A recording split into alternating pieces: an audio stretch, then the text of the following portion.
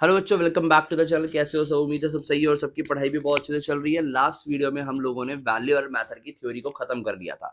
आज की वीडियो में हम लोग वैल्यू एरर मेथड पे बेस्ड सारे न्यूमेरिकल क्वेश्चंस देखेंगे। आपको बहुत सारे क्वेश्चन यहाँ पर करवा के कई क्वेश्चंस के नीचे वर्कशीट में दे दूंगा, उनको ध्यान से अटेम्प्ट करना। अगर उन क्वेश्चन को अटेम्प्ट कर लोगे, मेरी गारंटी है कि वैल्यू एरर मेथड का क्वेश्चन पेपर में गलत करके नहीं आओगे। आज की वीडियो को ध्यान से सुनना, ध्यान से करना, शेयर कर देना दोस्तों के साथ। ठीक है, चलिए फिर विदाउट वेस्टिंग टाइम स्टार्ट करते हैं। हाँ, एक इंपॉर्टेंट बात, साथ में नोटबुक और पेन लेके बैठना ताकि साथ साथ क्वेश्चन अटेम्प्ट कर पाओ। खाली सुनने का काम मत करना क्योंकि प्रैक्टिकल सब्जेक्ट है। तो चलिए फिर स्टार्ट करते हैं हमारे कॉन्सेप्ट्स को और सीखते हैं हमारे वैल्यू एरर मेथड के प्रैक्टिकल क्वेश्चंस को।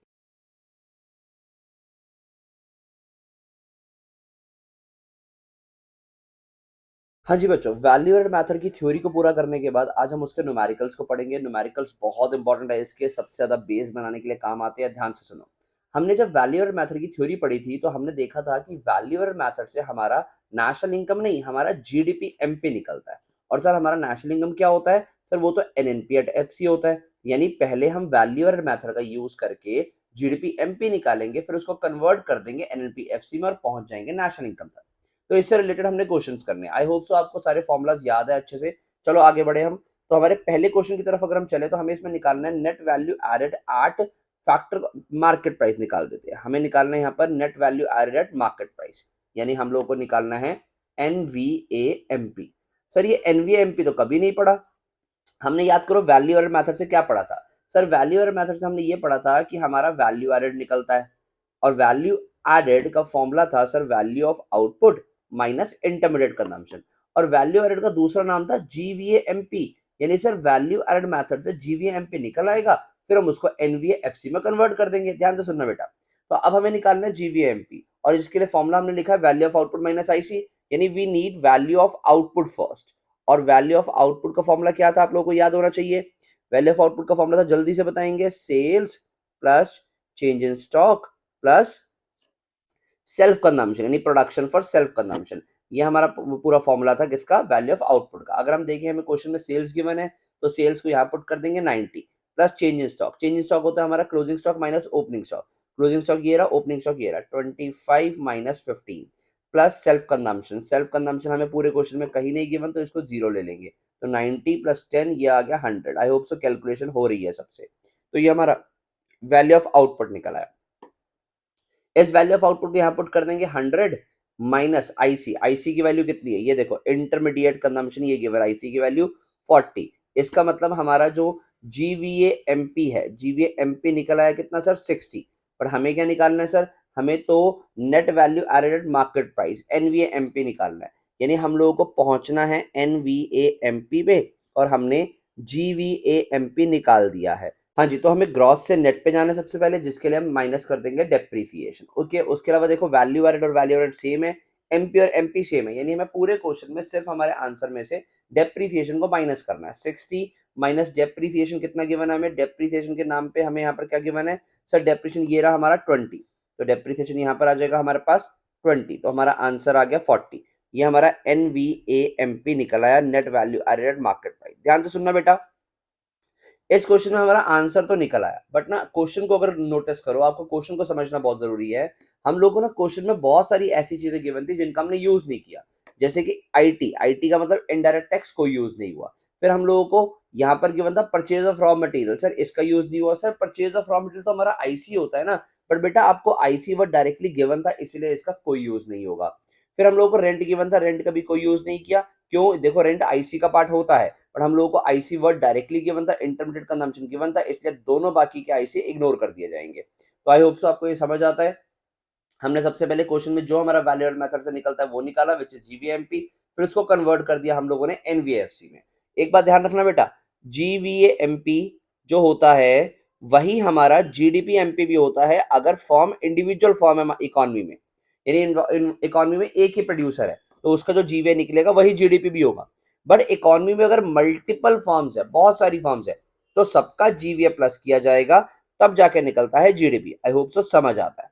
ठीक है, समझ आता है कि अगर बहुत सारी फॉर्म होंगी तो सबके जीवीए को प्लस करेंगे तब जाके जीडीपी एमपी निकलेगा। So this is the whole question here, हमने पूरा कर लिया। आई होप सो आपको समझ आता है। क्वेश्चन का अच्छे स्क्रीनशॉट ले लो, उसके बाद नीचे सॉल्यूशन को अच्छे से देख लो।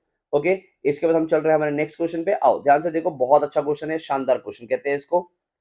अगर आप लोगों को क्वेश्चन पहले वाला समझना है तो वीडियो को पॉज करो, पहले उसको अपने हाथ से ट्राई करो, समझो, फिर आगे बढ़ना। चलो हम कर रहे हैं हमारा नेक्स्ट क्वेश्चन। सबसे पहले हमें गिवन है sales by firm B to general government. Okay, फिर गिवन है सेल्स बाय फॉर्म ए, फिर फिर गिवन है sales by firm B to household. Firm B ने हाउस होल्ड को कितना बेचा। फिर हमारे पास change in stock of firm A, closing stock of firm B, opening stock of firm B, purchases by firm A, IT, IT का मतलब indirect taxes given है, कंजम्पशन ऑफ फिक्स्ड कैपिटल का मतलब डेप्रिसिएशन मिल गया, और sales by firm A to B, यानी A ने बी को कितना बेचा वो गिवन है। सर ये तो सारे कंटेंट्स हो गए, रिक्वायरमेंट क्या है? रिक्वायरमेंट पहली है हमारे पास value added by firm A and B, firm A और बी की वैल्यू एडेड निकालो। Second requirement is we have to find GDP MP. Third requirement is NDP and FC find करना है। तो ले देके टोटल चीजें हम लोगों को फाइंड करनी है, आओ पहले कर देते हैं। सबसे पहले उसने वैल्यू एडेड फाइंड करने को बोला है, और वैल्यू एडेड हमारा होता है जीवीएमपी, और हमें फॉर्म ए और बी के लिए करना है। तो सर हम लोग यहाँ पर फॉर्म ए का काम कर देते हैं और यहाँ फॉर्म बी का काम कर देंगे। वैल्यू एडेड का फॉर्मूला तो एक ही होता है, दोनों में कॉमन लगेगा, which is value of output minus IC.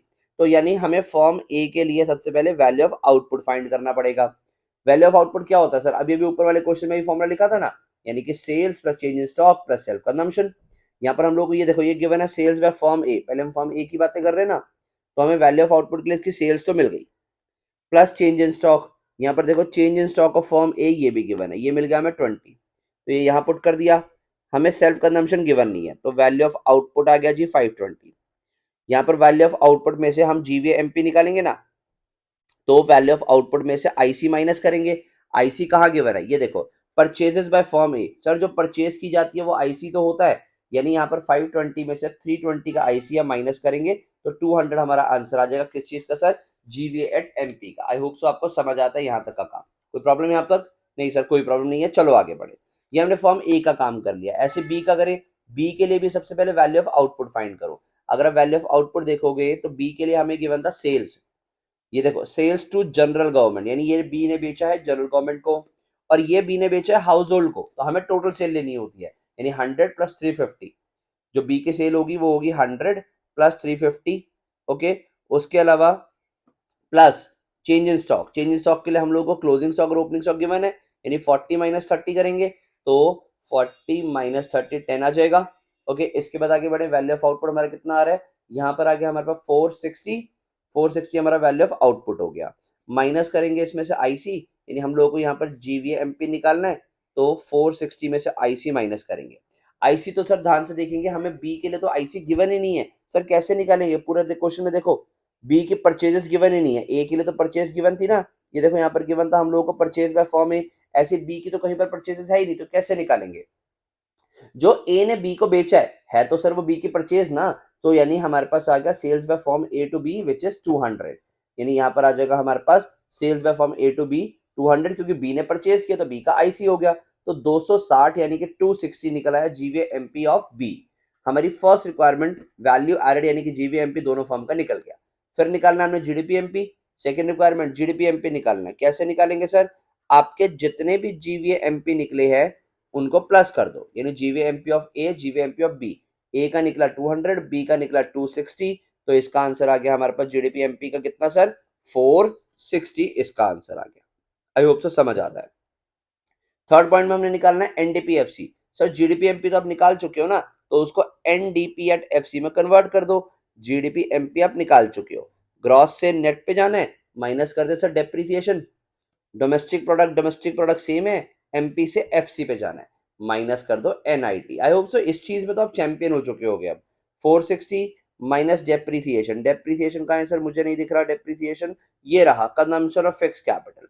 Okay, consumption of fix capital minus 120, फिर माइनस एनआईटी। एनआईटी के लिए मुझे चाहिए आईटी, आईटी में से सब्सिडीज माइनस करूंगा, पूरे क्वेश्चन के अंदर सब्सिडीज नहीं है, तो जो हमारा ये है वही हमारा आईटी माइनस सब्सिडीज ही हमारा एनआईटी हो गया, यानी 75।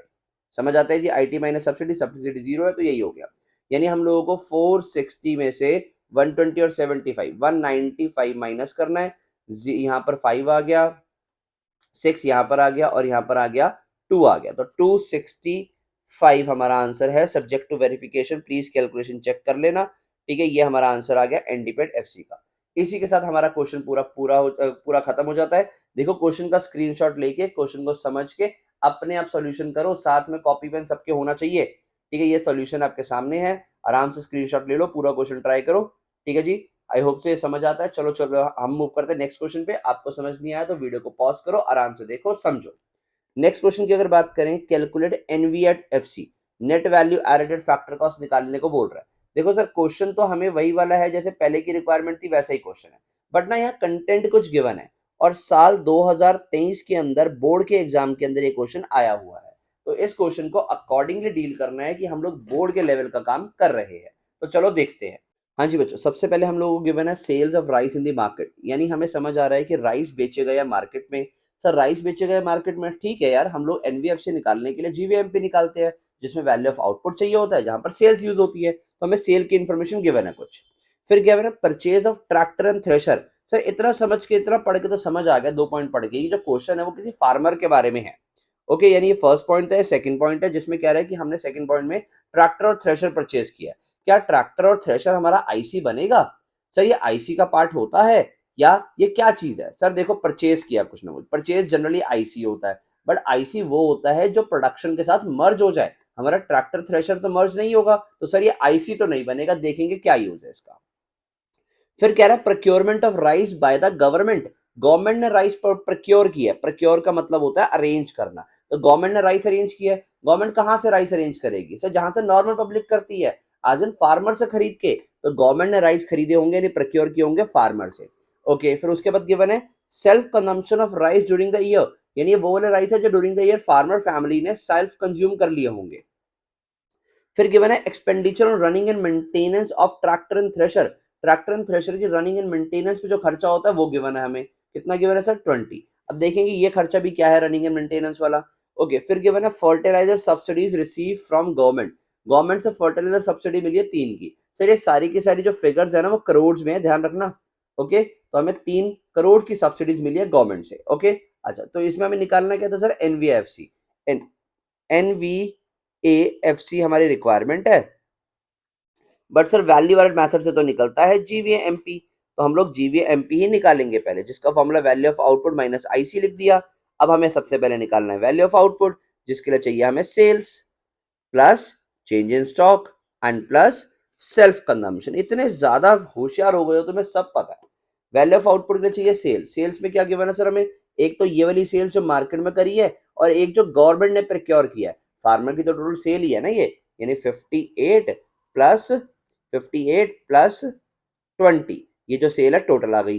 चेंज इन स्टॉक के लिए क्वेश्चन में कोई इंफॉर्मेशन नहीं है ओपनिंग क्लोजिंग की, बट सेल्फ कंजम्पशन गिवन है इस बार। सेल्फ कंजम्पशन 15 का, ये गिवन है, यहाँ पर आ गया 15। तो ये हमारे पास वैल्यू ऑफ आउटपुट आ जाएगा कितना? 93। ये हो गया 78 प्लस 15, 93 हमारा वैल्यू ऑफ आउटपुट आ गया। यहाँ पुट किया। आपको पता है इस पूरे क्वेश्चन में आईसी नहीं है। आप सारे कंटेंट्स को समझ लो, आईसी है ही नहीं। सर ये रनिंग एंड मेंटेनेंस तो आईसी है ना बेटा, ट्रैक्टर एंड थ्रेशर का रनिंग एंड मेंटेनेंस है। तो tractor and thresher fix assets हैं, इनका जब रनिंग एंड मेंटेनेंस होता है उसको डेप्रीसिएशन बोला जाता है। यानी इन शॉर्ट ये हमें डेप्रीसिएशन गिवन है, आईसी तो पूरे क्वेश्चन में कहीं है ही नहीं। तो हमारा जीवीएमपी निकल आया सर कितना? ये निकल आया 93। पर हमारी रिक्वायरमेंट तो एनवीएफसी की है, तो आओ फाइंड कर दे एनवीएफसी। जीवीएमपी निकाल दिया, ग्रॉस से नेट पे जाना है, माइनस कर दो डेप्रीसिएशन। एमपी से एफसी पे जाना है, माइनस कर दो एनआईटी। आई होप सो समझ आता है। चलो देखिए जरा, जीवीएमपी हमने निकाला कितना सर? 93 माइनस डेप्रीसिएशन कितना गिवन है सर? डेप्रीसिएशन है हमारे पास कितना? रनिंग एंड मेंटेनेंस में जो खर्चा है 20, और उसके अलावा एनआईटी होता है आईटी माइनस सब्सिडीज। पूरे क्वेश्चन में आईटी तो कहीं नहीं है, बट सब्सिडीज गिवन है 3 की, यानी यहाँ आ जाएगा 0, आईटी 0 है, -3, तो माइनस माइनस प्लस हो जाएगा। 96 minus 20, 76 will be the answer, 76 crore. ये हो गया हमारे पास NVA at FC. I hope so समझ आता है पूरा क्वेश्चन। शानदार क्वेश्चन है, हमें समझ आया। ठीक है, क्वेश्चन का स्क्रीनशॉट ले लो, लैंग्वेज अच्छी है, पेपर में क्वेश्चन आया हुआ है एक बार। ऐसा क्वेश्चन जब आता है बच्चों को तंग करता है, अगर प्रैक्टिस ना की हो तो। प्रैक्टिस जरूर करके जाओ, स्क्रीनशॉट ले लो, सॉल्यूशन आपके सामने है, सॉल्यूशन का भी स्क्रीनशॉट ले लो, अच्छे से अपने हाथ से करना। आ जाओ नेक्स्ट क्वेश्चन पे। नेक्स्ट क्वेश्चन एक बहुत ही ज्यादा स्टेटमेंट वाइज क्वेश्चन है, आसान सा क्वेश्चन है। आपको इस क्वेश्चन को करने के लिए आपको अपने माइंड को स्ट्रांग रखना पड़ता है, क्योंकि बहुत सारे काम हो रहे होते हैं एक ही क्वेश्चन में। ध्यान से सुनना। Following transaction takes place. क्या ट्रांजेक्शन टेक प्लेस हुई है? सबसे पहले कह रहा है A sales goods of ₹20 crore to B, A ने बी को 20 करोड़ के गुड बेचे, 30 crore to C and 40 crore to the household and goods worth ₹10 crore remain unsold. Value of input of firm A is assumed to be 0। पहले पूरे point की हिंदी समझ लेना। कह रहा है ए ने बी को, सी को और हाउस होल्ड को गुड्स बेचे हैं, 10 करोड़ के गुड्स अनसोल्ड रह गए, रिमेन अनसोल्ड यानी कि क्लोजिंग स्टॉक हो गया, और वैल्यू ऑफ इनपुट ए की हमें 0 गिवन है, दैट इज आईसी 0 है। पहले सर हमें जो इन्फॉर्मेशन गिवन है ना ए के लिए नोट कर लेते हैं। ए ने बी को गुड्स बेचे है, यानी ए ने गुड्स जो बेचे वो बी को बेचे, ए ने सी को बेचे, ए ने हाउस होल्ड को बेचे। ए का क्लोजिंग स्टॉक भी गिवन है, उसके अलावा यहाँ पर गिवन था ए के लिए हमारे पास जो आईसी है, वैल्यू ऑफ इनपुट जो है वो 0 है। वैल्यूज पुट कर दे। ए ने बी को बेचा कितने का, 20 करोड़ का, 30 करोड़ का सी को, 40 करोड़ का हाउस होल्ड को, यानी यहाँ पर आ गया 20, 30 और 40, और अनसोल्ड स्टॉक है 10 करोड़ का। ये रहा सर हमारे पास, ये भी आ गया 10 करोड़ का। आई होप सो समझ आता। आईसी की वैल्यू हमें गिवन है 0, ये हमने पुट कर दी। ये हमें ए की इन्फॉर्मेशन थी। ऐसे ही हमारे पास कोई और इन्फॉर्मेशन भी है? हाँ जी सर, हम लोगों को बी की इन्फॉर्मेशन भी गिवन है। B sales is output worth ₹40 crore to C. B 40 crore का सी को बेचता है, 60 करोड़ का डी को बेचता है एंड 50 करोड़ का फाइनल कंजम्पशन के लिए बेचता है। ठीक है, किस किस को बेचा है इसने? B sells his output to C, D and final consumption। Final consumption का मतलब हाउस होल्ड ही है, यानी B ने C को बेचा, B ने D को बेचा, इसने हाउस होल्ड को बेचा। समझ आता? आई थिंक सबको क्लियर हो रही है। हाँ जी, कितना कितना बेचा? B ने C को बेचा है 40 करोड़ का, D को 60 करोड़ का और 50 करोड़ का फाइनल कंज्यूमर को। 40 करोड़ सॉरी कितना कितना था यहाँ पर? हाँ जी, हमारे पास है 40, 60 और 50। 40 करोड़, 60 करोड़ और 50 करोड़, ये हमें गिवन इन्फॉर्मेशन है बी की। बी के बाद सी पे चलें। C sales it output worth ₹100 crore to D and 100 crore to household, और एक्सपोर्ट भी करता है 100 करोड़ का। यानी सी की इन्फॉर्मेशन तो बहुत आसानी से गिवन है हम लोगों को कि सी क्या क्या करता है, वो डी को बेचता है, वो हाउस होल्ड को बेचता है और वो एक्सपोर्ट भी करता है, और तीनों की फिगर गिवन है 100 करोड़ का काम करता है। आई होप सो समझ आता है। क्वेश्चन की लैंग्वेज को ही पकड़ना गेम है main. D sales ₹300 crore to household and 100 crore to government. D इसके बाद एक पर्सन है, इसने क्या किया, डी ने इसने 300 करोड़ का हाउस होल्ड को बेचा है, और इसने 100 करोड़ का, जो इसने 100 करोड़ का बेचा है वो गवर्नमेंट को बेचा है। I hope so information clear है। अब निकालना क्या है? Value added by each firm, total value added, उसके बाद टोटल कंजम्पशन एक्सपेंडिचर, ये हमें निकालना है। चलो पहले हम वैल्यू एडेड निकालते हैं ईच फर्म की, इंडिविजुअल कॉलम में निकाल देते हैं।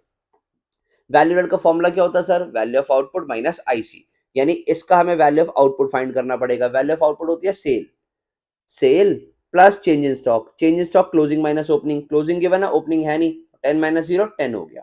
तो सेल्स हो गई हमारे पास 20 और 30, 50 और 40, 90, 90 और 10 100, यानी हमारे पास 100 की सेल हो गई, माइनस 100 की सेल हो गई, सॉरी प्लस, पहले वैल्यू ऑफ आउटपुट निकालेंगे ना, 100 प्लस चेंज इन स्टॉक 10, तो 110 आ गई हमारे पास total value of output.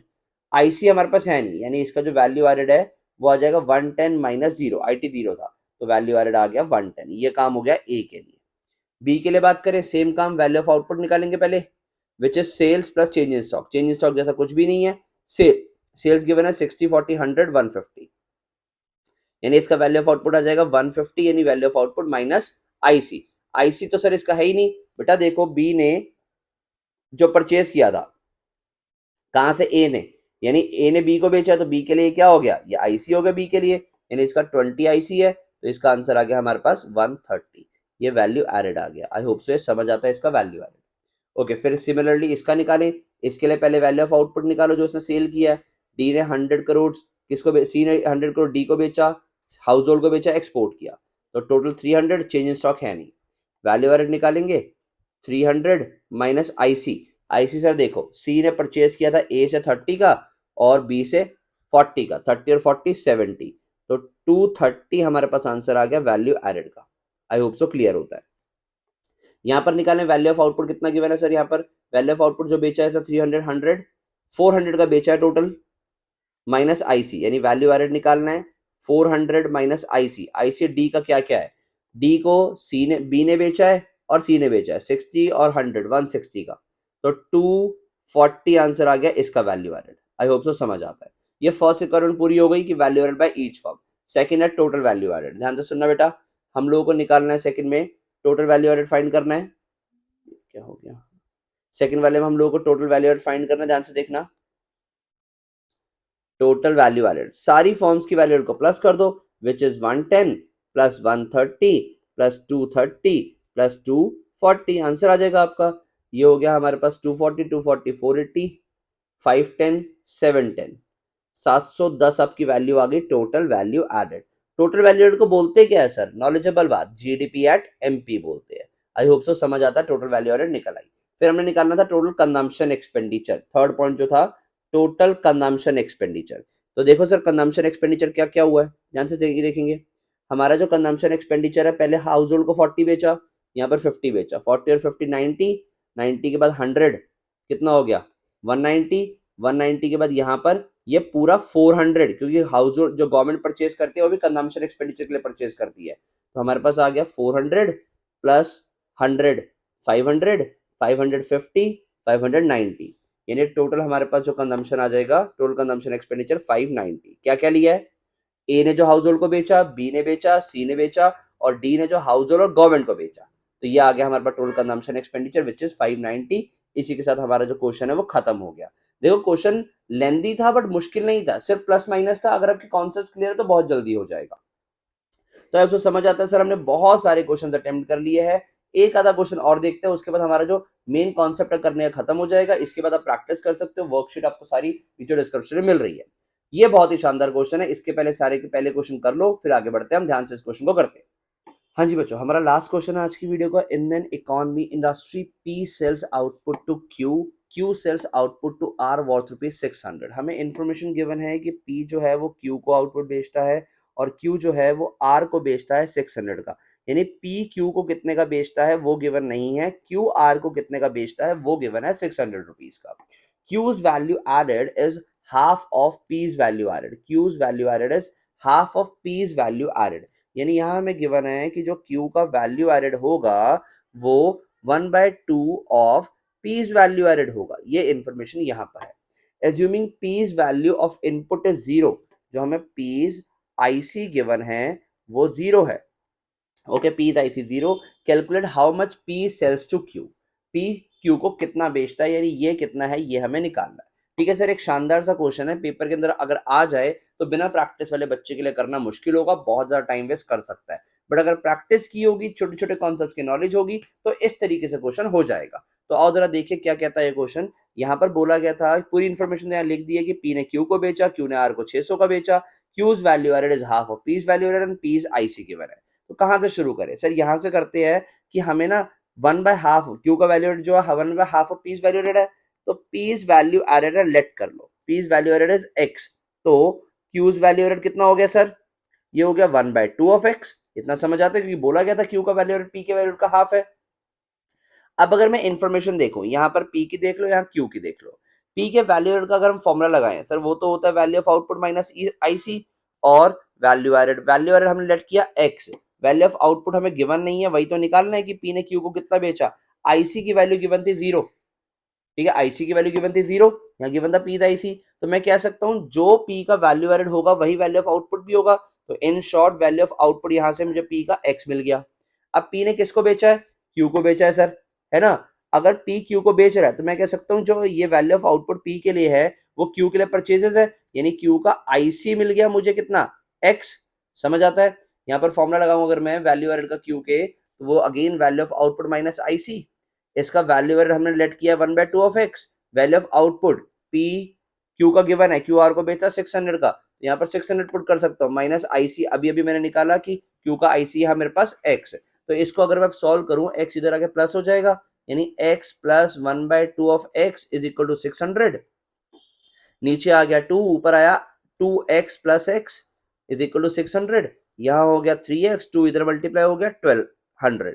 x की वैल्यू आ गई कितनी सर, यहाँ x की वैल्यू आ गई 400। आई होप सो समझ आता है। यानी x हमने क्या लेट किया था कि x क्या निकला था हमारा, value of output of p, हमें यही तो निकालना था कि p ने q को कितना बेचा, यानी सर 400 का बेचा। तो ये हमारा आंसर निकला है, ऐसे ही प्रेजेंट करेंगे। शानदार तरीके से क्वेश्चन हुआ है, थोड़ा सा दिमाग लगा और कुछ नहीं हुआ। आई होप सो समझ आता है आपको। बहुत सारे क्वेश्चन मैंने यहाँ पर करवाए हैं, सारे क्वेश्चन का स्क्रीनशॉट ले लो, सॉल्यूशन अपने हाथ से कर लो। कोई भी डाउट रह जाता है, तुम्हें पता है कि तुम्हें कहाँ से पूछना है, जो कमेंट सेक्शन तुम्हारा ही है, उसका यूज़ करो, पूछो। ओके, उसके अलावा वीडियो को शेयर करना, चैनल को सब्सक्राइब करना, लाइक करना मत भूलना। बहुत सारा कंटेंट आने वाला है, बहुत सारी डिटेल्ड वीडियोज़ आने वाली है। सब्सक्राइब करके रखो, दोस्तों का शेयर करके रखो। मैं मिलता हूँ बहुत जल्दी नेक्स्ट वीडियो में। Thank you.